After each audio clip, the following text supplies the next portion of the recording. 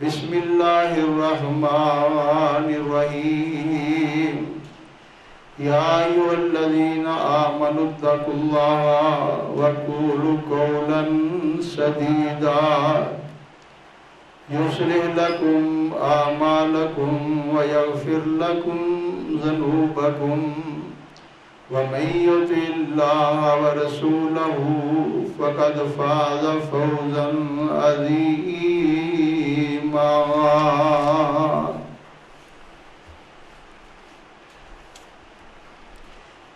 ایک ہی صف میں کھڑے کر کے بڑوں چھوٹوں کو، ایک ہی صف میں کھڑے کر کے بڑے چھوٹوں کو، بندہ و آقا کی تفریق مٹانے والے، جو تیرے قتل کے در پہ رہے دشمن بن کر، زندگی کے انہیں اسرار سکھانے والے، ایریوں پر سے ٹپکا تھا لہو ماتھے کا، پھر بھی اللہ کی رحمت کو بلانے والے، تیری زندگی نمونہ تیری سیرت معیار، سکہ تہذیب و تمدن کا چلانے والے، صاحب خیر کثیر آیا حق رحمت حق، پورے ماحول کو پاکیزہ بنانے والے، صلی اللہ علیہ وآلہ وصحبہ وبارک وسلم۔ حمد و ثنا اس مالک کائنات کے لیے جس اللہ رب العالمین کی ذات پاک نے ہم پر یہ بڑا احسان کیا کہ ہمیں امام کائنات صلی اللہ علیہ وآلہ وصحبہ وبارک وسلم کی عظیم ذات عطا فرمائی، اور درود و سلام امام الانبیاء محبوب کبریا حضرت محمد الرسول اللہ صلی اللہ علیہ وآلہ وصحبہ وبارک وسلم کی ذات پاک کے لیے۔ سامعین و سامعات، سورۃ احزاب سے میں نے چند الفاظ تلاوت کیے۔ اللہ رب العالمین کی ذات اپنے مومن بندوں سے یہاں پر مخاطب ہیں۔ اللہ رب العالمین نے اپنے مومن بندوں کو اپنے پیغمبر حضرت محمد رسول اللہ صلی اللہ علیہ وآلہ وسلم کے ذریعہ یہ پیغام دیا کہ اللہ سے ڈر جاؤ اور سیدھی بات کیا کرو، وہ تمہارے سب اعمال درست کر دے گا اور وہ تمہارے گناہ بخش دے گا، اور جو شخص خدا اور اس کے رسول صلی اللہ علیہ وآلہ وصحبہ وبارک وسلم کی فرما برداری کرے گا تو بے شک وہ بڑی مراد کو پہنچ جائے گا۔ جناب محترم، ربیع الاول کا مہینہ آغاز میں ہے، پہلا جمعہ ہے ربیع الاول کا۔ اس ماہ میں پیارے پیغمبر حضرت محمد رسول اللہ صلی اللہ علیہ وسلم کی آمد ہے۔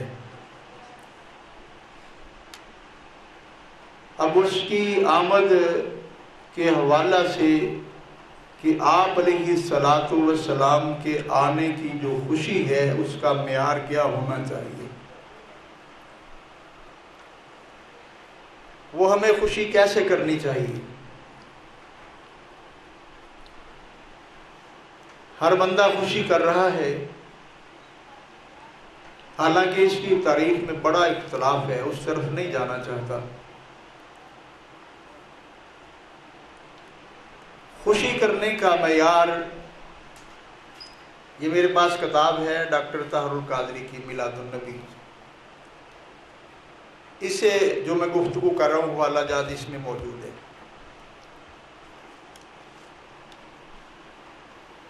اس کے صفحہ نمبر 204 پر انہوں نے الفاظ نقل کیے ہیں اسی کتاب کے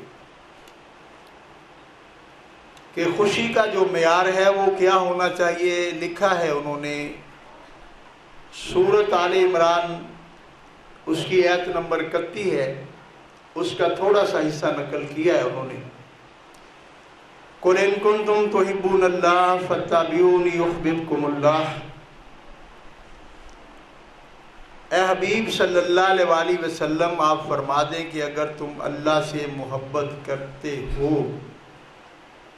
تو میں محمد صلی اللہ علیہ وسلم کی پیروی اختیار کرو، تب اللہ تمہیں اپنا محبوب بنائے گا۔ اب بات یہ سیدھی سی ہے کہ جو اللہ کے نبی صلی اللہ علیہ وآلہ وسلم نے معیار دیا ہے وہ کیا ہے خوشی کا، اب اس کی طرف دیکھنا ہے۔ اور یہاں پر انہوں نے صفحہ 281 اور 82 پر اسی کتاب کے چند ایک روایات پیش کی ہیں۔ پہلے نمبر پر تو وہ مسلم شریف کی روایت نمبر ہے 1162، بہقی کی روایت ہے 282، اور پھر اس کے بعد نسائی شریف کی روایت ہے 2777۔ احمد بن حنبل کی روایت انہوں نے نقل کی، 2 حدیث نقل کی ہیں، 22,590 اور 22,594، یہ روایات نقل کی ہیں انہوں نے۔ اور مصنف عبد الرزاق سے بھی انہوں نے 7865 روایات، ابو یعلا سے بھی 144 اور بہقی سے انہوں نے 8259 روایات نمبر جو ہے وہ پیش کیا ہے کہ اللہ کے نبی صلی اللہ علیہ وآلہ وسلم ولادت باسعادت یعنی کہ بروز سوموار کو روزہ رکھا کرتے تھے، روزہ رکھا کرتے تھے۔ صحابہ اکرام رضوان اللہ اجمعین نے سوال کیا، یا رسول اللہ صلی اللہ علیہ وآلہ وسلم، آپ اس دن کا روزہ کیوں رکھتے ہیں؟ تو امام کائنات حضرت محمد رسول اللہ صلی اللہ علیہ وآلہ وسلم نے فرمایا کہ میں اس لیے روزہ رکھتا ہوں کہ اللہ رب العالمین نے مجھے اس دن پیدا کیا ہے، میں شکر کے طور پر اظہار تشکر کہ اللہ رب العالمین نے اس دن مجھے پیدا کیا ہے۔ یہ صفحہ نمبر 282 اور 81 ہے، یہاں پر یہ درج ہے، یہ میں نے ٹیک کیا ہوا ہے، اس کو بعد میں کوئی دیکھنا چاہے تو اس کو دیکھ سکتا ہے۔ تو یہاں پر لکھا ہے کہ رسول اللہ صلی اللہ علیہ وآلہ وسلم نے فرمایا کہ میں روزہ اس لیے رکھتا ہوں کہ اللہ کی ذات نے مجھے اس دن پیدا کیا، میں دنیا پہ آیا، میری ولادت باسعادت ہوئی۔ تو نبی رحمت علیہ الصلاۃ والسلام کا اپنے آنے کی خوشی پر معیار کیا ہے؟ آپ بتائیں مجھے، جو یہ لکھا میں آپ کو بتا رہا ہوں، یہ حدیث کی کتب میں موجود ہے۔ آپ نے کیا کیا؟ پیر کا، آپ مجھے بتا دیں یہ پیر گزرا ہے، اس میں ربیع الاول تھی جو پہلے گزرا ہے، اب بھی پیر آئے گا 2 دن بعد، بتلائیں کسی نے روزہ رکھا؟ تو قرآن تو کہہ رہا ہے قُلْ إِن كُنتُمْ تُحِبُّونَ اللَّهَ فَاتَّبِعُونِي يُحْبِبْكُمُ اللَّهُ، قرآن نے تو یہ کہا۔ جس نے روزہ نہیں رکھا، اللہ کے پیغمبر علیہ الصلاۃ والسلام کی سنت کو اختیار نہیں کیا، وہ کیسے کہہ سکتا ہے کہ میں نے اللہ کے حکم کی اور پیغمبر کے حکم علیہ الصلاۃ والسلام کی پیروی کی ہے؟ کہہ سکتا ہے؟ اب یہ معیار ہے خوشی کا۔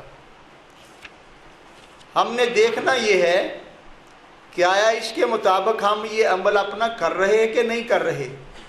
اگر کر رہے ہیں تو پھر آپ کامیاب ہیں، اگر نہیں کر رہے تو آپ فیل ہیں. کیسے کر رہے ہیں آپ عمل؟ روزہ رکھ کوئی نہیں رہا، نماز پڑھنے والا کوئی نہیں. آپ کو شور و گل کرنے والے کتنے لوگ مل جائیں گے جو بازاروں میں، گلیوں میں، کوچوں اور چراہوں میں کرتے ہیں. تو آپ نے بتائیں کہ آپ کو خوشی ہے آقا علیہ الصلوۃ والسلام کے آنے کی؟ سب کو ہے نا؟ سب کو ہے. تو آپ پیر کو روزہ رکھیں گے؟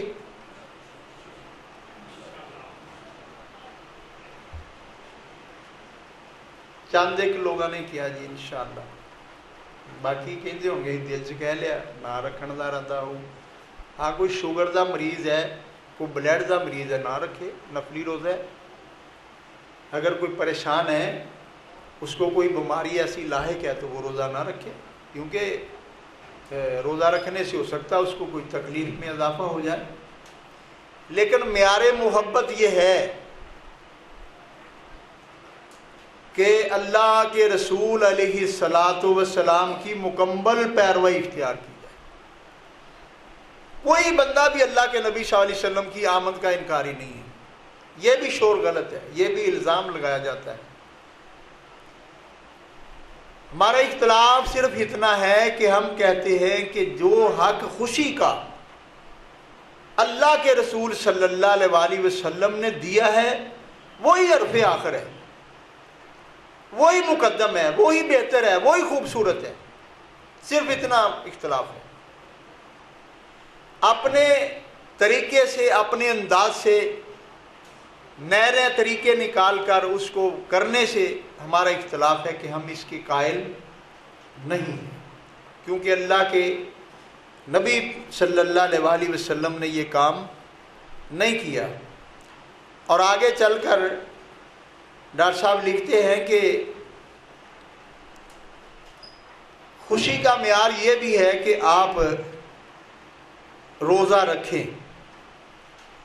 عبادت یہ ہے اور خوشی یہ ہے کہ آپ روزہ رکھیں، یہ لکھا ہے انہوں نے.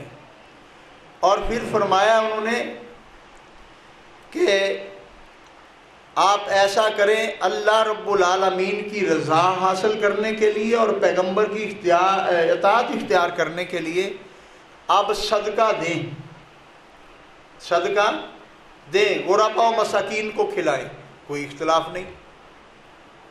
اللہ کے راستے میں دیں، کھانا کھلائیں، کوئی اختلاف نہیں. کھلائیں آپ کھانا، بلائیں اپنے گھر 10-20 آدمیوں کو، ان کو کھانا کھلائیں. بچوں کو بلائیں، بٹھا کے کھلائیں ان کو کھانا، اس کا پیٹ تو بھر جائے. آپ تو تھوڑے سے چاول بنا کے 2 کلو آواز لگا دیتے بچے کو کہہ کے بازار میں، اور تھوڑے تھوڑے سے اس کو ڈال دیتے. یہ خیرات ہے؟ یہ صدقہ ہے؟ یہ کھانا کھلانا ہے؟ بچے کا پیٹ نہیں بھرتا. آپ نے اپنا معیار اپنی مرضی سے بنا لیا. جو معیار نبوت ہے وہ یہ ہے کہ آپ کھانا بنائیں اور لوگوں کو گھر میں بلائیں، بچوں کو گھر میں بلائیں، بٹھائیں، ان کو کھلا دیں. کوئی اختلاف نہیں. لیکن معیار وہ بنائیں جو اللہ کے نبی صلی اللہ علیہ وآلہ وسلم نے بنایا ہے خوشی کا. جب آپ وہ معیار بنائیں گے تو پھر آپ کو اس کا دنیا آخرت میں یقیناً فائدہ ہوگا. اگر معیار نہیں اپنائیں گے تو پھر آپ کو فائدہ نہیں ہوگا. آگے جا کر ڈاکٹر صاحب لکھتے ہیں صفحہ 141-42 پہ، اکیلے 41-42 پہ لکھتے ہیں کہ یہ بخاری کی روایت ہے. روایت بخاری شریف کی ہے کہ حضرت عمر رضی اللہ تعالیٰ عنہ سے ایک یہودی نے آ کر یہ عرض کی کہ عمر بن خطاب، آپ کے پیغمبر علیہ الصلاۃ والسلام نے اعلان کیا ہے الیوم اکملت لکم دینکم واکممت علیکم نعمتی ورضیت لکم الاسلام دینا. آپ کے پیغمبر حضرت محمد رسول اللہ صلی اللہ علیہ وسلم نے اعلان کیا ہے کہ آپ کا دین آج کے روز مکمل ہو گیا ہے.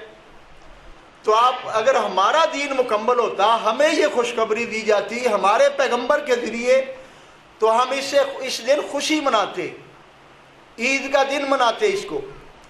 تو حضرت عمر رضی اللہ تعالی نے فرمایا ہمیں معلوم ہے کہ اللہ رب العالمین نے اپنے پیغمبر صلی اللہ علیہ وآلہ وسلم کے ذریعے ہمارے دین کو مکمل کامل کیا ہے، اور ہمیں خوشی ہے کہ اللہ رب العالمین نے مکمل کیا ہمارے دین کو۔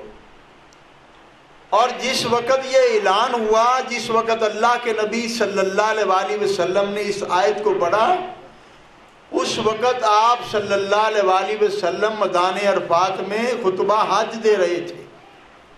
تو یہ ہمارے لیے خوشی کا دن تھا۔ اور دوسری بات جو نقل کی ہے کہ وہ جمعے کا دن تھا، جس بار اللہ کے نبی صلی اللہ علیہ وآلہ وسلم نے آخری خطبہ دیا ہے جمعے کا دن تھا، تو اللہ کے نبی صلی اللہ علیہ وآلہ وسلم نے خطبہ دیا، اس میں اس آیت کو پڑھا الیوم اکملت لکم دینکم واکممت علیکم ونعمتی رضیت لکم الاسلام دینا۔ اس دن پڑھا اللہ کے نبی صلی اللہ علیہ وسلم۔ تو فرمایا یہ عید کا دن ہے، مومن کے لیے جمعے کا دن کون سا ہے؟ عید کا دن ہے۔ آپ غسل کرتے ہیں، کوئی نئے کپڑے پہنتا، کوئی دھلے ہوئے پہنتا، خوشبو لگاتا، مسجد میں آتا، یہ آپ عید پڑھنے کے لیے آئے؟ ہم تو ہر جمعے کو عید کا دن سمجھتے ہیں۔ تو سیدنا حضرت عمر رضی اللہ تعالیٰ نے فرمایا کہ ہم تو اس کو عید کا دن ہی تصور کرتے ہیں۔ جمعے کا دن اللہ کے نبی صلی اللہ علیہ وآلہ وسلم نے فرمایا یہ عید کا دن ہے، ہمیں تو خوشی ہے۔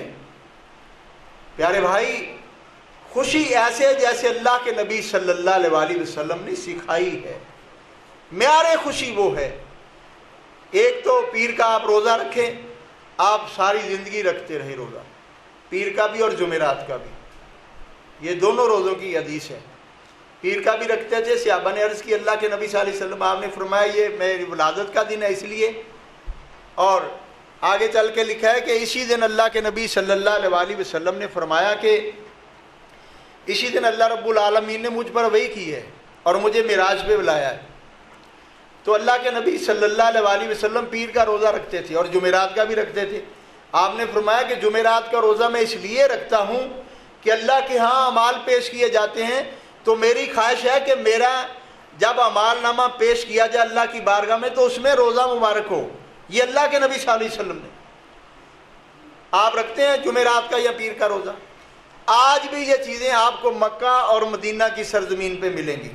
جو لوگ عمرہ کرنے کے لیے جاتے ہیں انہیں پتہ ہے، وہاں پر دسترخوان لگتے ہیں، پیر کو بھی لگتے ہیں، جمعرات کو بھی لگتے ہیں، افطاری کرتے ہیں۔ ہمارے پاکستانی وہاں پر بیٹھے ہوتے ہیں، جب وہ دہی اور وہ بانسا ڈبل روٹی وغیرہ اور کھجوریں لا کے رکھتے ہیں، پانی لا کے رکھتے ہیں، کعبہ لا کے رکھتے ہیں، وہ پینے کے لیے وہ سارا کچھ رکھتے ہیں، ہم فوراً کھانا شروع کر دیتے ہیں، ہمارا روزہ ہی نہیں ہوتا، ہم سمجھتے ہیں یہ ہمارے کھانے کے لیے آیا ہے۔ وہ رکھتے ہیں لیکن روکتے نہیں ہیں، پھر بھی وہ تو رکھتے ہیں کہ پیر کا اور جمعرات کا روزہ رکھا ہوتا ہے انہوں نے، اور ان کی خواہش ہوتی ہے کہ ہم افطاری کروائیں، اور وہ ہر جمعرات اور ہر پیر کو افطاری کرواتے ہیں وہاں پر، اس لیے وہ سامان رکھتے ہیں۔ اور ہمارے جتنے عمرہ کرنے کے لیے زائرین گئے ہوتے ہیں یہ سارے کے سارے اذان سے پہلے ہی کھا لیتے ہیں، انتظار نہیں کرتے، کچھ ہٹا کے اپنے بیگ میں ڈال لیتے ہیں۔ تو پیارے بھائیوں، اللہ کے نبی صلی اللہ علیہ وآلہ وسلم کی سنت یہ ہے کہ آپ کی آمد کے دن اس میں کوئی اختلاف نہیں ہے، آپ پیر کے روز اس کائنات میں تشریف لائیں۔ آپ کی ولادت باسعادت پیر کے روز ہوئی ہے، باقی تاریخوں میں اختلاف ہے، تو آپ پیر کا روزہ رکھیں اور جمعرات کا بھی روزہ رکھیں۔ اللہ ہمیں عمل کرنے کی توفیق نصیب فرمائے۔ وآخر دعوانا ان الحمد للہ رب العالمین۔